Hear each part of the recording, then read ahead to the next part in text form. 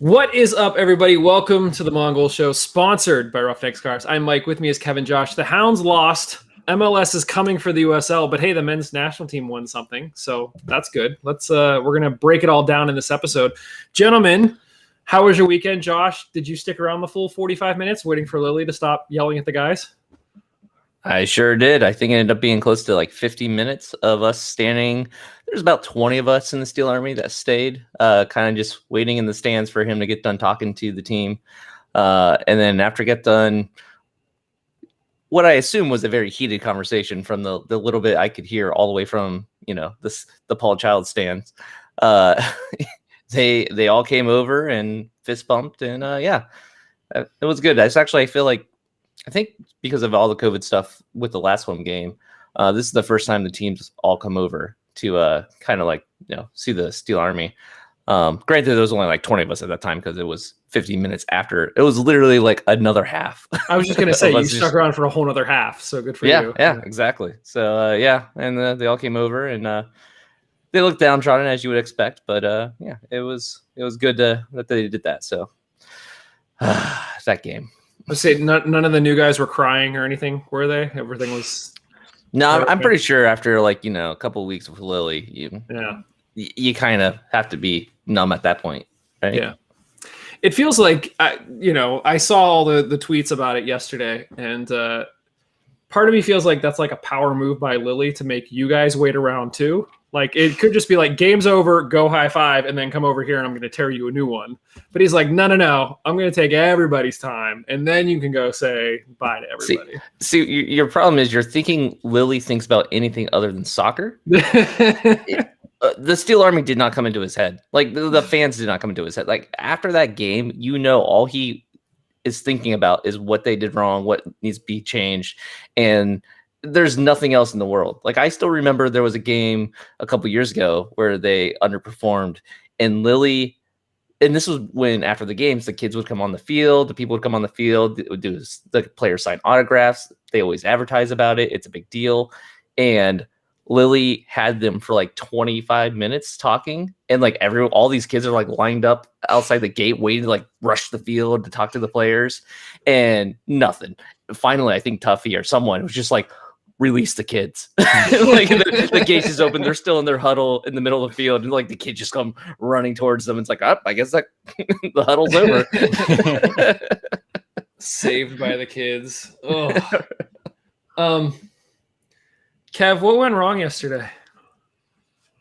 I don't know. That it's like this team is in the 6 games that has been played so far is a real Jekyll and Hyde team. I mean, the games that we've won, even the 3-2, I thought we played well. The 3-0 against or 3-1, 3-0 or 3-1 against Red Bulls too. I can't remember. Just 3-0.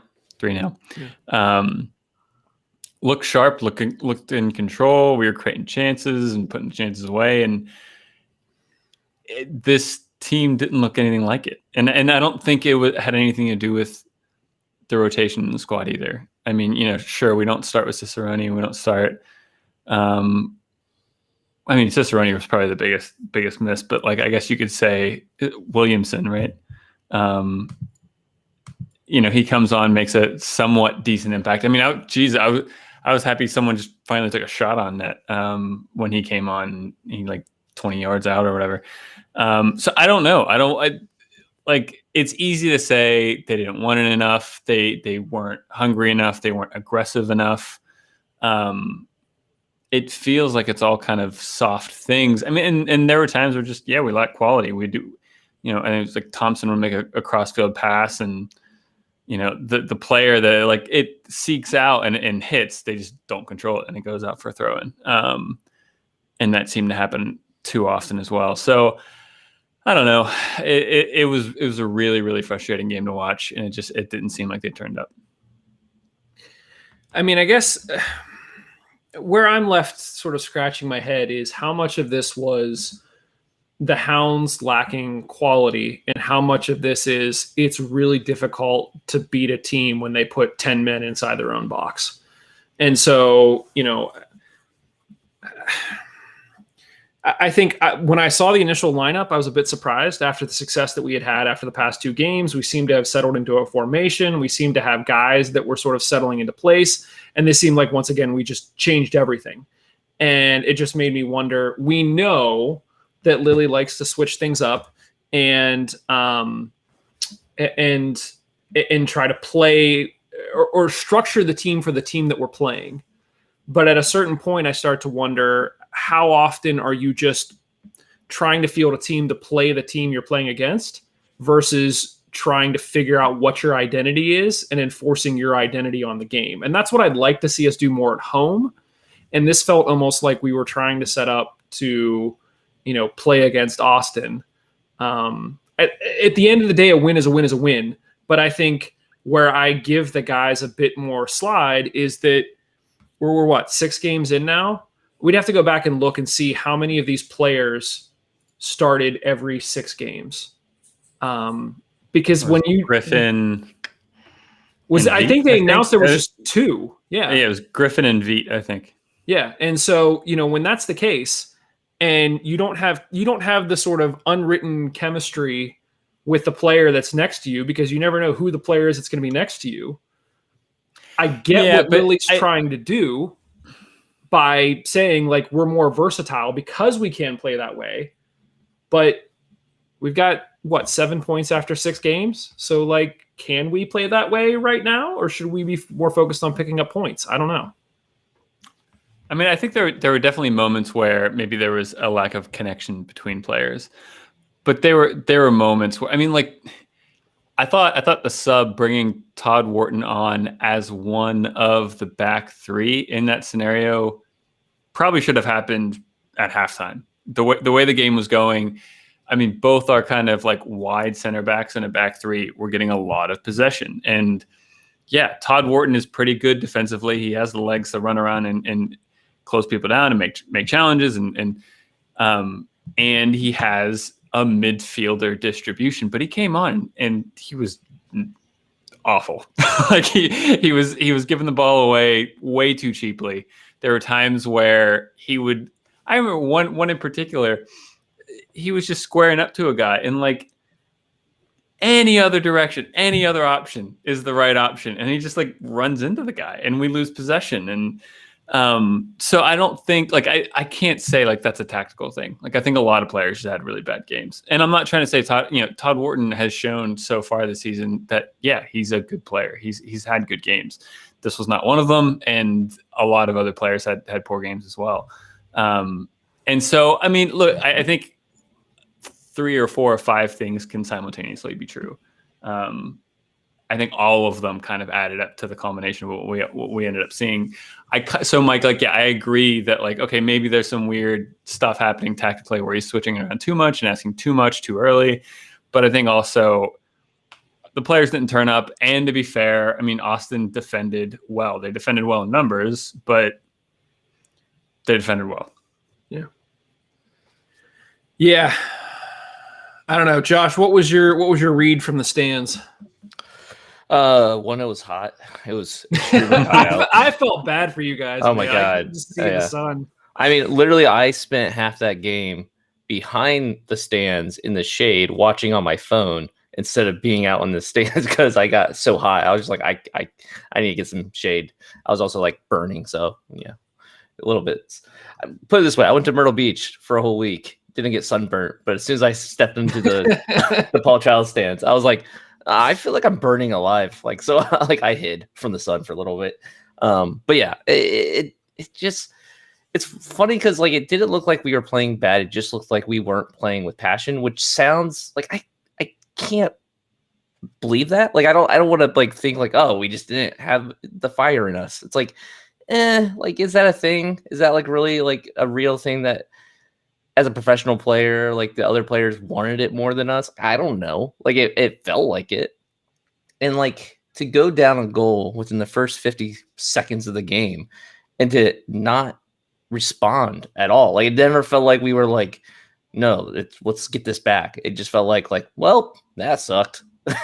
And it's annoying. It really is. It's really annoying to see that. And I don't know if it's a situation where the players were we're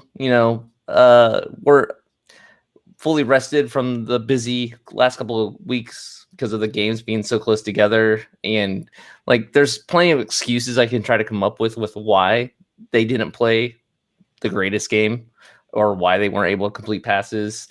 And most of them feel just like excuses. Like, none of it should have mattered. Like, this was 2 games in a row now at home, not performing. We haven't seen a goal at Highmark Stadium. Like, this is not acceptable. Like, something needs to change fast, because how are we supposed to get fans back in the stands if this is the performance we're going to see day in and day out from the Hounds? Like, people aren't going to show up. And it's scary to think that, because I'm worried about the team getting people into the stadium when this should be the biggest hype that we have right now, because everyone's been locked in their houses for so long. And this is a situation where, like, hey, people want to go out. People want to see, a live game, see people, eat hot dogs, have a stadium beer that's way too expensive. But like, that's what a game is like. And if this is what we're going to show up for, we're going to need more than a view of the city. And unfortunately, that's all we have right now, is a pretty view. Yeah. Yeah. I mean, I guess the only reason why I do think that part of it was passion. I do think part of it was the players. I think that Austin's goal, we were just caught standing around. Like, it felt like it was way too easy for them. But I also feel like some of this has to be put on Lily as well, because we've said for years that we've struggled at having somebody that can make that like pass that cuts open a defense and make that final pass. When you're relying on Kenny, or you're relying on your 3 guys at the back to pass it through 2 lines of Austin players to make that final pass, like, that's not going to happen.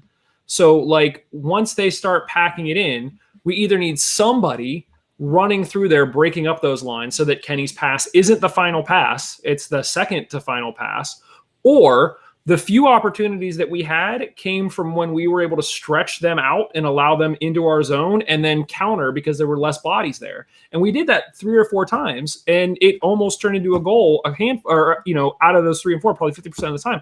So like, when you know that that's what happens, for somebody who stands on the sidelines and yells so much, how do you not make that adjustment? So, we know that Lily likes to coach from the sidelines. We know that the players have to fulfill his wishes. So when something like this happens, he's like the 12th player. Like, you have to sort of hold him accountable too.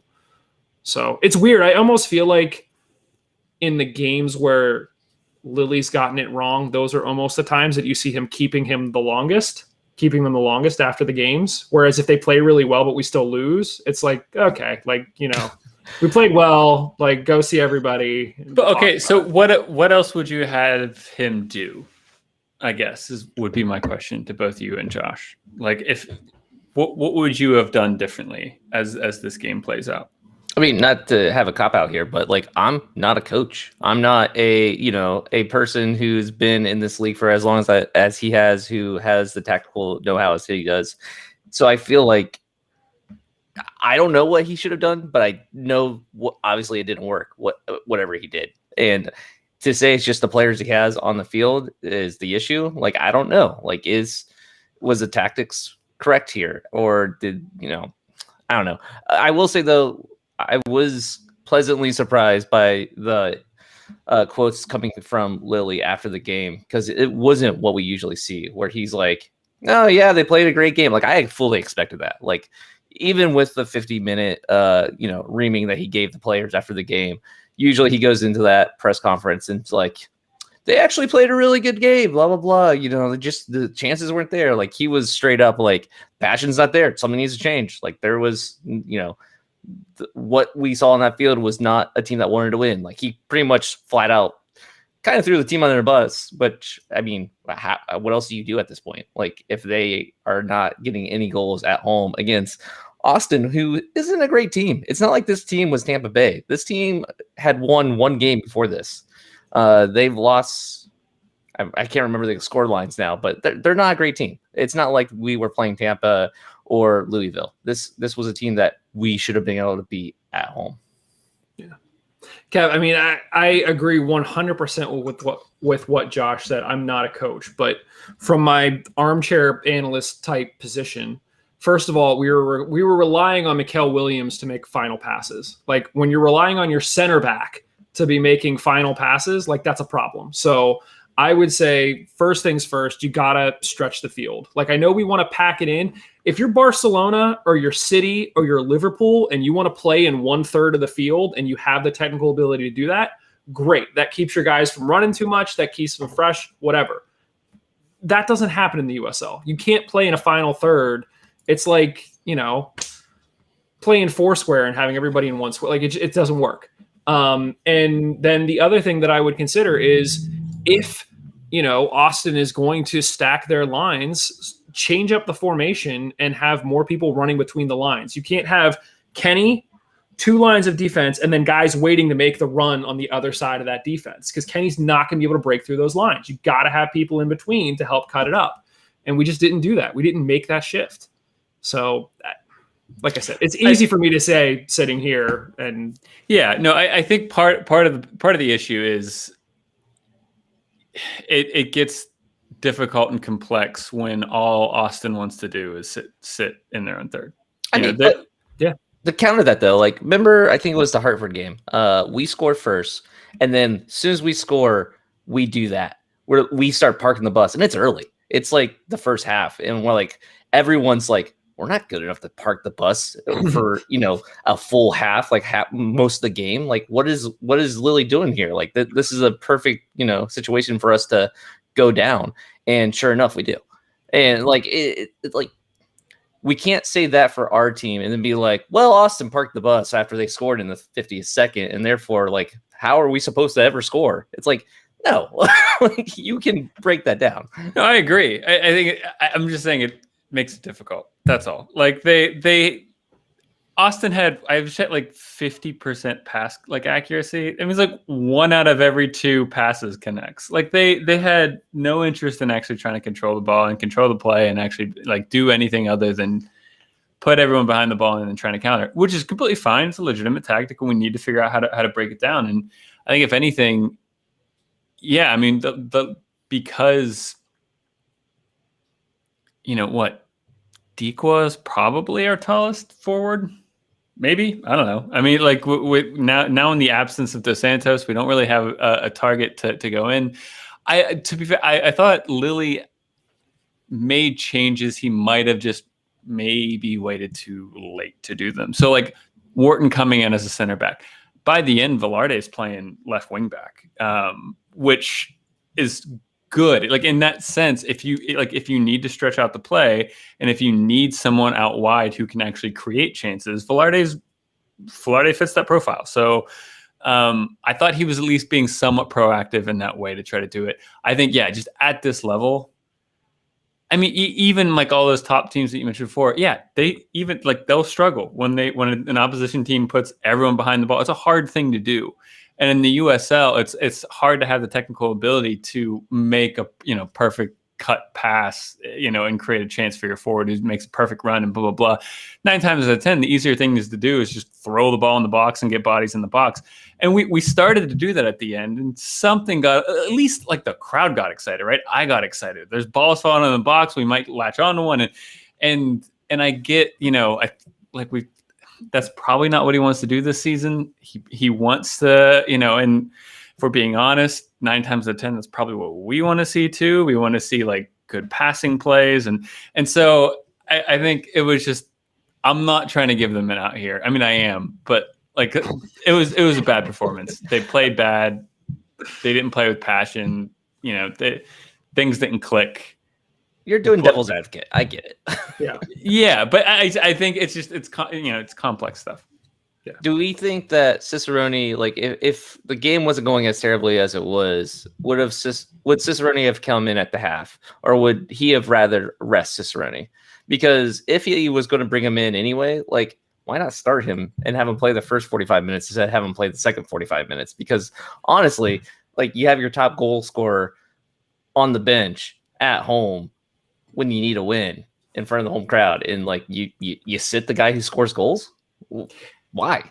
It felt like Lily was being too cute. It was just like exactly what you said, Josh. Like as soon as the lineup came out, I was like, huh? Like what? Seriously? And for all of the arguments of like, well, rest the guys. We're 6 games into the season. Like, and we have a whole week before our next game. So like, what are we resting guys for at this point? I can understand if we're, 20 games into the season and we're looking down the stretch, but that's not the case. So I mean, were we just undervaluing Austin as a team and being like, oh, we can put our scrubs in? Like, not that the people who played were scrubs, obviously. Like, that sounds bad. But anyway, like, is it a situation where we just thought, like, oh, okay, let's not put out our strongest starting lineup to give some guys some rest because Austin's Austin and we should be able to steamroll these guys? I find that a little bit hard to believe because I feel like Lily is a tactical coach who watches a lot of tape, and he would have known what we were getting before we got it. But it is a situation where it's kind of weird because like you're playing a team in the West who's playing competitions that you don't play. So you don't really know how good these teams are compared to the teams that you do play because there's so little cross play going on. So I can understand being a little bit wrong about the tactics as far as like what to expect from Austin. But at the same time, it's like you need a win at home. You haven't had one yet. Go all out. And a goal that early really changes everything. I mean, like I am 100% confident in saying if Austin don't score in under a minute, they don't sit back the way they did. Like they had a different game plan. I'm sure they did. Yeah, they I'm sure they felt like underdogs. And whenever they got up, you go through periods in the game where, all right, we're going to defend now, and it just keeps working, and we're up, and we're away from home, and it's really hot out, and blah, blah, blah, and the sun's in our eyes in the first half. And like, so I can see how it's just, things kind of compound and make it a bit more difficult. And I think, like, I don't know, in that sense, his lineup with 3 at the back, I mean, like if he had a crystal ball and could see how at least the first 5 to 10 minutes would play out, I'm guessing he probably starts 4-3-3 instead of and having 2 center backs instead of 3 and get another forward. And he just kind of gets handicapped by that, and it makes it a bit difficult when Austin has 10 guys behind the ball and we have an extra center back just sitting not doing anything, what takes another player away from our attacking. But it's hard. But yeah, once again they played crap and like they got it wrong. So like I'm not trying to say that Austin put on a masterclass here, even though they played well. I will say this, and I don't want to linger on this game too long, but I want to give a shout. And Josh, tell me if you guys saw it differently, because talking to Steve, it sounded like he saw it differently. I thought the officiating crew did a really good job in this game, and I would take them like any game. I thought like the ref did a good job of explaining things, of getting in the middle of things quickly, of making the right calls. But that was the view from TV. What did you see, Josh? The one opportunity we really had at the very near the end of the game, it looked like there was a handball in the box. I could understand rewatching and that kind of stuff why it wasn't called, but it did look like, especially because it was right in front of the Steel Army section. It was right there. We're all watching, and it looks like a handball in the box, and it's like, really? This is like, that could have been the difference in this whole game, and it just gets overlooked. But other than that, I think you're right. Like I didn't really see anything that was egregious compared to what we've seen in the past. Yeah. Normally it always comes back around to like, I hate to say it, talk about the refs, but like this is one case where I want to make sure that we say like, look, I think they did a good job. So I completely agree. Oh, and just I think one of my, in a game where so little moments gave me joy, I think one of my favorite parts, I think, is towards the end, one of Austin's counterattack opportunities, where Austin tries to break quick and the ref starts booking it to like keep like to kind of get ahead of the play, and he was faster than it. Like he was like quicker than everyone else, and it was just so clear to see on the TV screen. Just like, holy crap, this green jersey, just yeah. Great. Yeah. All right, guys. So let's put this game in the context of sort of everything else, right? So we're 6 games in. After the next 4 games, we will be 10 games into a 32-game season. So we're In the next few weeks, we're going to be approaching a third of the way through the season. Our next 4 games are against Miami, Indy, Tampa, and New York. So we currently have 7 points heading into Saturday's home match against Miami. So my question is how many points are we getting over these next 4 games? Josh? I don't want to talk about it. Okay, I'll talk about it. Okay, so I mean, honestly, it's gonna be rough, and it's that's what sucks about it, because it's gonna be already having the lackluster performance going into a tough stretch of games that's a big mountain to climb. You know what I mean? That's a lot of pressure. That's a lot of just snowballing effect that we're gonna have. I mean, Red Bulls too, not worried about as much as obviously Indy in Tampa Bay, but counter that. I mean, last game Tampa, not great. Last game Indy, not great. Like it's. I don't think we should be afraid of these teams as much as I feel like we are because of the performance we've had so far. Like if it wasn't for the lackluster performance, I feel like we could go into these games confident, and we should still go into these games confident. Yeah, agreed. Kev, how are you feeling about the next 4? Weirdly, just like average and fine, because I once again I think we're such a Jekyll and Hyde team. I mean, like if the right team shows up, like sure, like we could win all 4. Like we're not going to, but hold on, wait, hold on. Is it the case that we are a Jekyll and Hyde team, or is it the case the teams that we're playing go from good to bad? Like we beat Loudoun in New York. Is that because Loudoun and New York are bad, or is it because we actually played good? I actually thought Loudoun played okay. Like I will say, I think we've been a bit unlucky with how certain goals oppositions have scored against us. Like I don't think, like if that guy from Austin tries that shot again 100 times, he puts in the net 10. Like it was a good hit. It was a good hit for a USL player. Like, and I'm damning him with fake praise here, but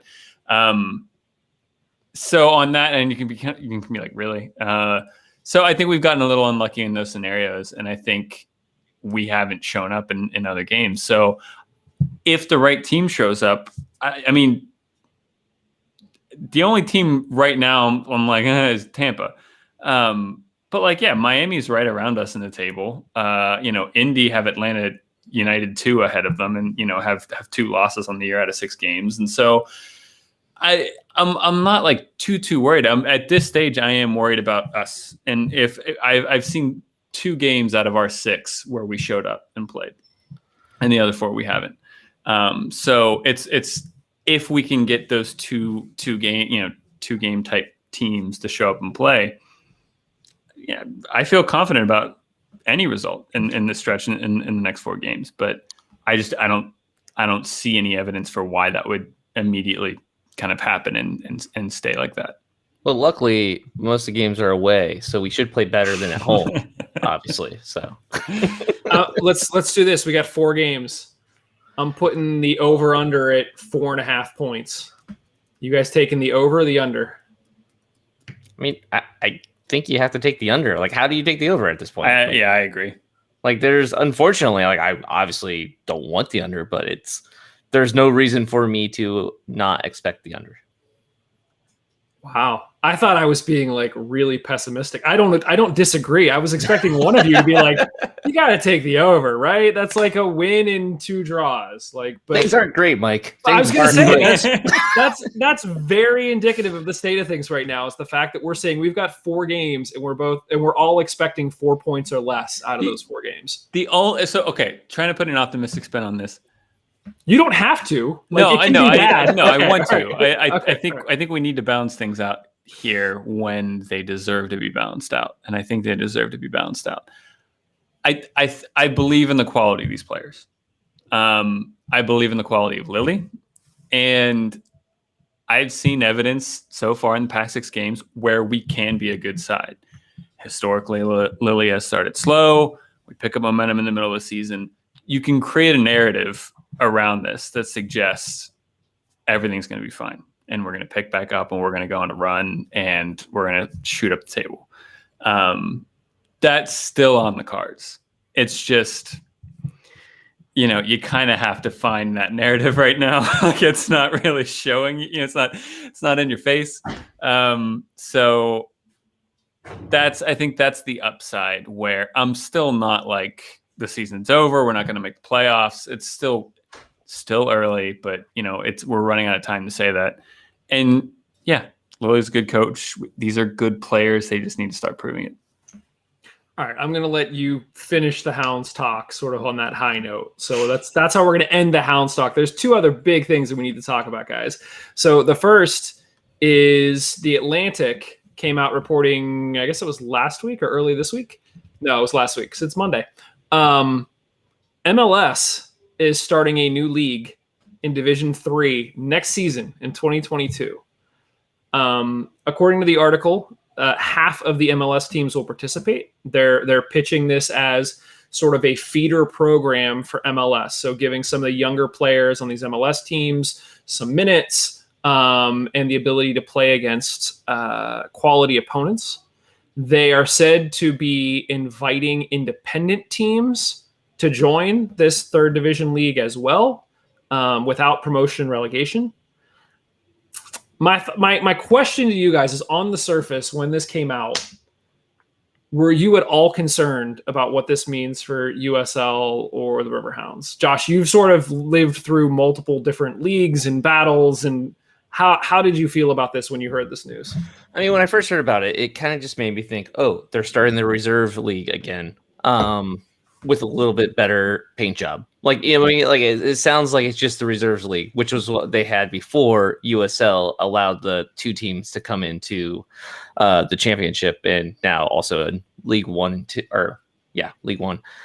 So it doesn't concern me too much. Now, the caveat there is the independent teams that are allowed to join this league. I just don't know what is in it for the independent teams. Like, we know there's not a draw for two teams for crowd size. Like, if you go to any 2-team game, which the Steel Army, we've had away trips to 2-team games, there's like no one there. Like, there's no crowd, even the ones that are like Loudoun, where it's like, hey, look, we rebranded them. They're not DC2, they're Loudoun. They don't get a huge draw. So I don't see why, if I'm an independent club, why I would be like, hey, this sounds like a great league for me. Because if given the choice between this and USL has bigger crowds. USL has a more independent feel, where it feels like this isn't a feeder league. So I'm not all that concerned about this league. Like, it doesn't sound like they're offering anything that USL doesn't offer better. I mean, in the article, and shortly after the article came out, there was a whole Q&A section that the Athletic did, and people were talking about like television rights to this league and all of that. And Josh, that was my immediate thought, was, who is watching these two teams play? Like, it's not, if you're comparing a Riverhounds away game to a Red Bulls 2 home game in terms of television, you're getting more fans from the Riverhounds than you are from Red Bulls 2. Like, that's just what it is. So I don't know. Kev, are you at all concerned about this news? So, yeah, I mean, it seems like the perspective is USL is a legitimate lower division league where, like, we allow two teams to play. Narrative, which wasn't always the case. Sure. No, we've grown into that, but go ahead. The perspective of this new proposed MLS lower division side is a 2-team league that is allowing independent teams to come in. And that, yeah, like Josh just said, like, that's just from the narratives and the perspectives of both of those leagues. And yeah, the independent league still, that feels like there's going to be more legitimacy around it. I think the worry, being a USL fan with a USL club that I support, the worry is the legitimacy then switches over to this new MLS league, and that takes off and the USL dies and we're left in no man's land and something weird happens. With that perspective, it's hard to think how that kind of takes off and leaves something like the USL in the dust. However, I think the only thing that is potentially worrying, I'm guessing here, I don't, huge speculation, but if it has MLS resources behind it, that makes it a bit more difficult. If it has, they might have more money for like higher quality television, like just better cameras and better like angles and better commentators and better like stats and everything. And it just might be a better product than what the USL is able to put out right now. But I still don't think that's going to be enough for people to care about two teams.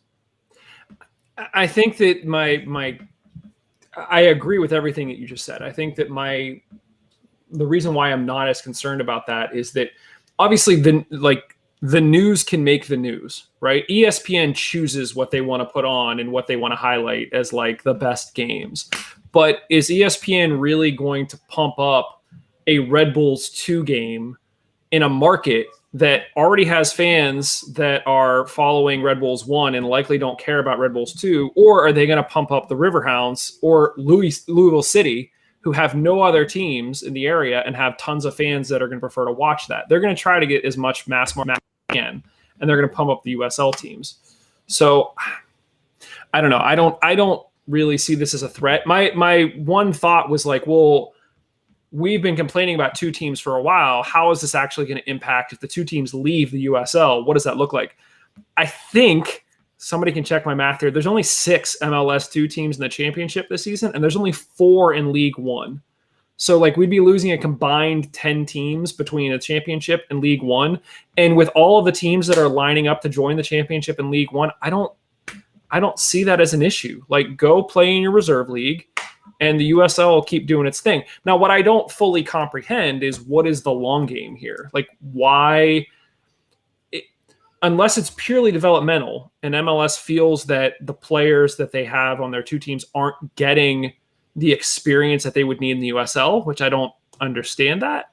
Why do this if you're MLS? I mean, so the way I see it is the partnership with USL made sense at the beginning because USL was a little bit lesser at the time, third division. It was a situation where they didn't have to pump a lot of money into these two teams in order to play in USL stadiums and there weren't these requirements. But then once championship happened and it became a Division 2 league, and it became a situation where there was requirements being in place with stadiums, size, staffing, cameras, like announcer, like all that kind of stuff built up, and it got to a situation where it's like, hey, USL is now kind of looking at the two teams and being like, you guys are holding us back a little bit, or like making the product not look as good. Can you improve these things? And a lot of the clubs were like, no, we don't want to, because this is our reserve league. That's not why we're here. We're not trying to have, people in the stands as much like that. We don't care about that stuff. So that's why we're going to go back to reserve league a little bit, because they were kind of forced to by the standards place.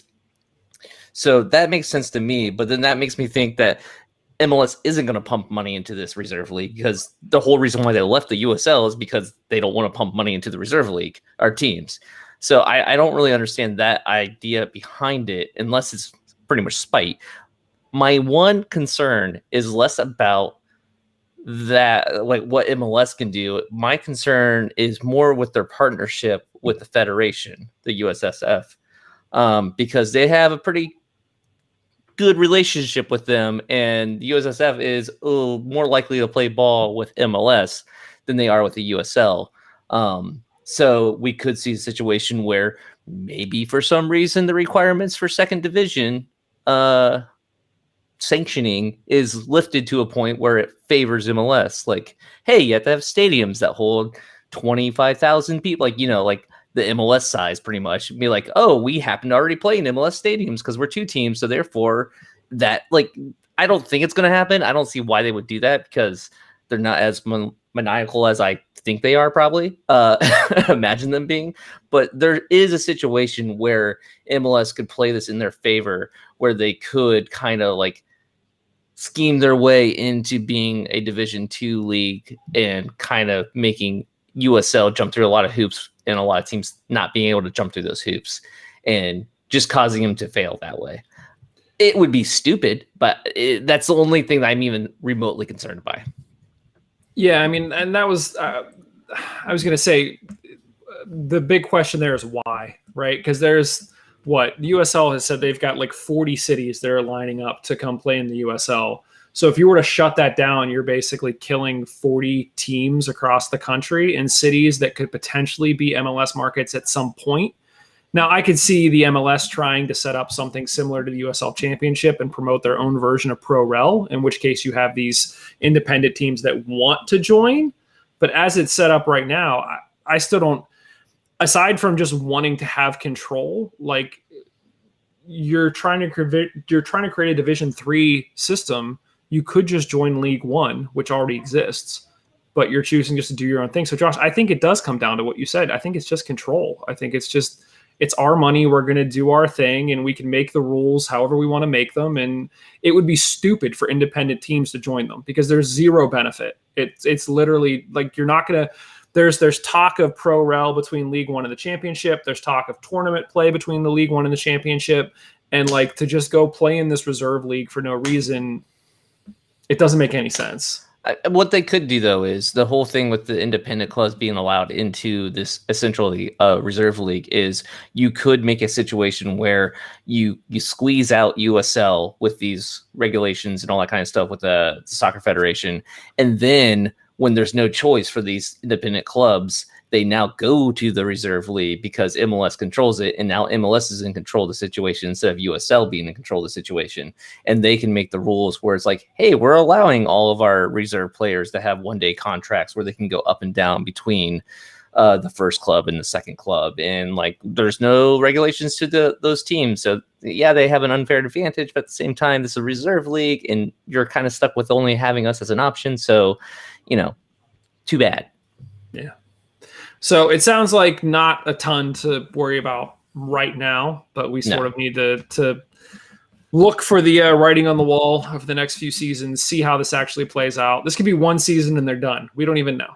I will say it seems like it's either going to be extremely benign for the USL or it's the start of a very long-term, like attritional continued war. I mean, there's always been a tension, obviously. Soccer wars. Yeah, between MLS and the USL.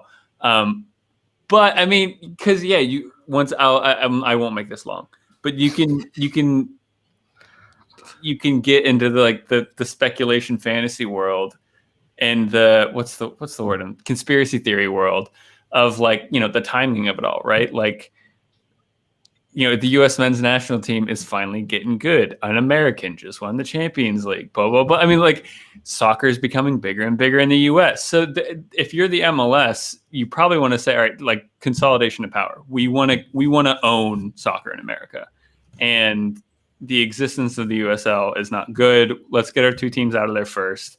And then we'll try to build something around that or whatever. I don't know. So it could be something like that. Or it could be like Josh's point. There's these certain regulations around USL, and two teams don't want to play by that. I guess my one counter argument to your conspiracy theory, which I don't again disagree with, is that MLS doesn't own soccer in America right now. It belongs to Pulisic, Reyna, Steph. It's over in Europe. Everybody's watching that. Those are the names everybody knows. Nobody cares about. I shouldn't say nobody cares about MLS, but it's getting bigger and bigger. I mean, honestly, they own the mind share of soccer in the U.S. as far as domestic play. Like, if you ask, 100 people, what's the domestic leagues in America for soccer, they're going to only know MLS. And they do have the lion's share of the mind share as far as that goes. But it is a situation where the only good thing I can see coming from this is this will light a fire under USL front office to get that Pro Rel going, get the champion, or get that, interleague play going, the tournament situation, so that way they can have a differential, situation compared to MLS. So like maybe in the long run, this will light a fire, and that'll be great. Agreed. We alluded to it here just a moment ago, but guys, the last bit we got to talk about, the U.S. men's national team are like legit now. Like what happened? They beat Mexico 3-2 in extra time last night. Josh, you're the only one who stayed up to watch it. You stayed up until when? About 1 a.m. because of all the celebration afterwards and the great Twitter conversations going on about it. And it was a crazy game. If you stayed up to watch this game, just the last, like, I think 20 minutes of this game was like PK for the U.S., PK for Mexico, and then a pitch invader and another kind of pitch invader at halftime for not the pitch, but for the broadcasting setup. So Dempsey's up there with, the halftime analysis, and then suddenly a guy just shows up behind them like waving, and then suddenly he just jumps behind the desk and he just disappears. Like he could be dead. I don't know. Like and Dempsey's just like, oh, all right, cool. And then there was like just crazy red card for the coach of Mexico because he was like putting his hand around the ref when he was looking at the replay, the VAR for the Pulisic foul in the box. And it was just crazy. It was the most fun, I think, especially after a really crap River Hounds game, coming home, putting that game on, expecting more disappointment. Like, I don't turn on the USA national or men's national team expecting to be uplifting situation. I'm like, all right, they're playing Mexico. Let's watch this blank show. And I was just like expecting it to be more bad things happening. And then to have the entertainment value of that game. And it was also some terrible stuff too, because of Mexico fans doing the chant, which the homophobic chant they're not allowed to do, and the game getting stopped for that, which they have a whole new system where they have like a 3 strikes and you're out situation. For that, they stop play the first time. The second time, they make the teams go back in the locker room for 10 minutes. And then if it happens the third time, they just call the game off, and then they'll finish it behind closed doors the next day. So like, it only got 1 strike, and it didn't happen again. But then right after that, the PKs or the goal happens from Pulisic, and they go to the corner to celebrate, and you just see bottles and cups being thrown, and it's just like a lot of crap gets thrown on the field, hits one of our players, they go down, and then near the end of the game, it happens again. A lot of bottles being thrown on the field, and one of them ends up hitting a Mexico player. So like they go down from their own fans throwing crap on the field. So it was a crazy game. There's a 20-minute highlight package out there. I suggest watching that because you get to watch a lot of that stuff happen in that highlight package. I was just going to say, so I watched the 20-minute highlight package and I was like, this was amazing. And still, like, half the stuff you talked about wasn't in that highlight package. Yeah. Like, this not all happened outside of those 20 minutes. So, yeah, I totally wish that I would have watched this game last night because it was thorough. The 20-minute highlight package was just thoroughly entertaining start to finish. So. And like, okay, the funny part is the part that I don't even care about, and I don't think a lot of people care about, was it was the final for this new tournament, and that means USA won a trophy because of this. I couldn't even tell you the name of the tournament now. I've totally forgot. Does anyone know? I had to write it down. It's the CONCACAF Nations League. Yes. Yeah, and then if you go look on Wikipedia, we were the first ones to win it. But this apparently is the first year of it. It was introduced to get the national teams a bit more games. And there's like a tournament tier, like A, B, C tables, and you got to play your way through. And somehow in like secret stealth mode, the USA made their way to the finals with Mexico and won it all. So, I mean, yeah. The thing is, though, this is a USA versus Mexico game, so it doesn't matter if it's friendly. Like it does. Like I could care less about the competition. It's just the fact that it's USA versus Mexico. So therefore, this game matters. It doesn't matter about the competition. It doesn't matter if it's friendly, whatever. Like anytime they play each other, it's an event, and this was a huge event. Like as far as like spectacle. Like obviously the accolades, whatever, okay, who cares? But the fact that this was a veteran Mexico team against our young USA team, and a USA team that has not been performing all that great, it was a fun game to watch. And I forget who said it. Someone online was like, Pulisic showed more excitement for winning this than he did with Chelsea. It's like he looked like he was on cloud 9 for this game, which tells you how big it is for USA players when they play Mexico. I had a moment sort of watching the highlights last night where years ago I had gotten a Landon Donovan USA jersey, and I was like, he's going to go down as potentially, like it or not, he'll go down as like one of the best USA players ever. And watching last night and being like, Pulisic just won the Champions League.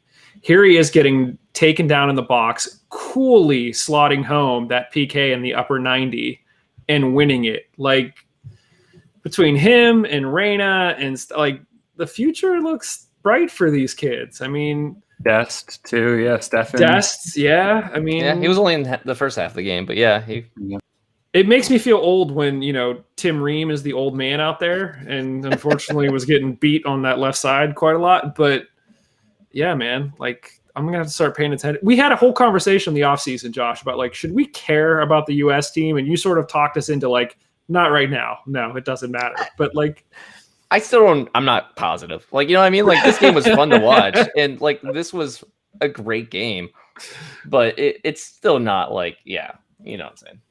Yeah. Got to give the shout out to Horvath, who made the diving PK save at the end to essentially win it for the US, which is nuts. It's nuts. So, yeah, guys, real quick, Miami, come to town. First time ever this Saturday. Is it a 0 point, a 1 point, or a 3 point? We won't even do score predictions. Let's just like, Cav, you're shaking your head because you either don't want to answer or I don't know who's going to show up.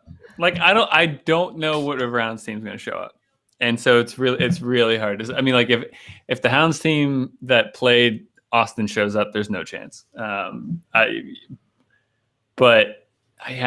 mean, draw, sure, that's in the middle of the road.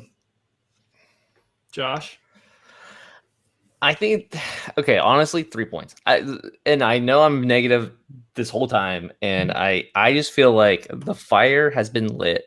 The gauntlet has been thrown. At this point, like, losing at home twice in a row, Lily reaming the guys for 50 minutes after the game, and you could see in their eyes after that whole thing, it's like, it's a wake-up call. You know what I mean? Like, and I feel like they have to show up to this game. They know they have to show up. Lily knows they have to show up. There's a fire, and this is Miami team that isn't the greatest team. It's not like they're lighting the world on fire right now. I mean, they lost to Hartford. They won against the Red Bulls. They lost against Tampa. They did beat Charlotte Independence, which is more than what we've ever been able to do with Charlotte Independence. So, take that. But I'm not overly worried about this. It's not like this team's a great team. So if there's an opportunity to win a game at home soon, this is it. And I feel like that fire's been lit and they're going to do it. I'm going to say not 0 points. I think this is a case where Lily is like, we just need to get points at home. So whether that means we play shutdown defense and we go for the counter, which I think might actually benefit us because we do better when we're running at the game, not like waiting for the game to come to us. I want to share your sentiment, Josh. I want to say 3. So, yeah. That's what we think. Let us know what you think. We got a couple of 1 points, couple of 3 points in the comments. Thanks to everybody who always joins us live. Kev, I'll just say this: who are the forwards? Do you think that we should say? Honestly, I'd like to see us go back to who did we play right before Austin? Was it the Alex Dixon, the Cicerone, and then Velarde setup? Yeah. I'd like to see another shot at that. Yeah. I have no clue. But real quick, just another little thing, because it did just break while we were recording this. I haven't had a chance to read much about it. But USL has given more information about, I think it's 2022 start of a women's league. USL Women's League. 30 teams is what they're shooting for this women's league. 30 teams makes me think, how does Pittsburgh not have one? Like, I think that they're going to have one. It hasn't been, like there's no like insider information here. No, like, but if USL is expecting 30 teams, that'd be awesome. Like, I feel like we're gonna get a women's team in Pittsburgh, and with our academy set up as it is, and everything like that, and how the women's side of their academy has been stellar in the past, and like they're like by far the stars of the academy. We should get a team, and that's really exciting. Don't call them the Lady Hounds. Whatever you do, don't call them if you're listening, just that's a terrible name. Someone put that in the comment. I saw that someone posted it in the comment on YouTube or something like that, and I was like, "Oh, didn't hear about that." There's an article that just came out while we were recording it, almost at the very beginning. I haven't had a chance to actually read it yet, but that's going to be interesting. And we also got a USPL team, which I don't know anything about the league, so I haven't been speaking about it at all.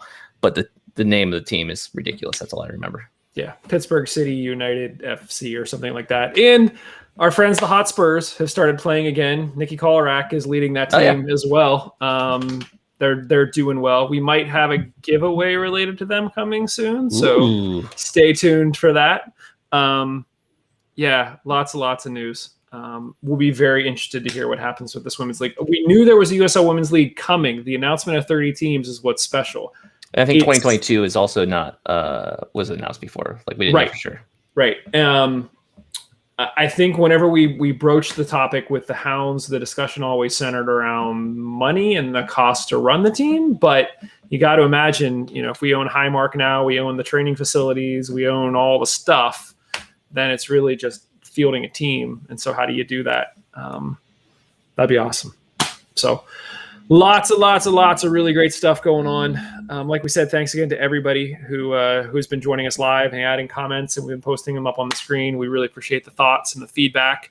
Let's hope the guys can go get it done this weekend.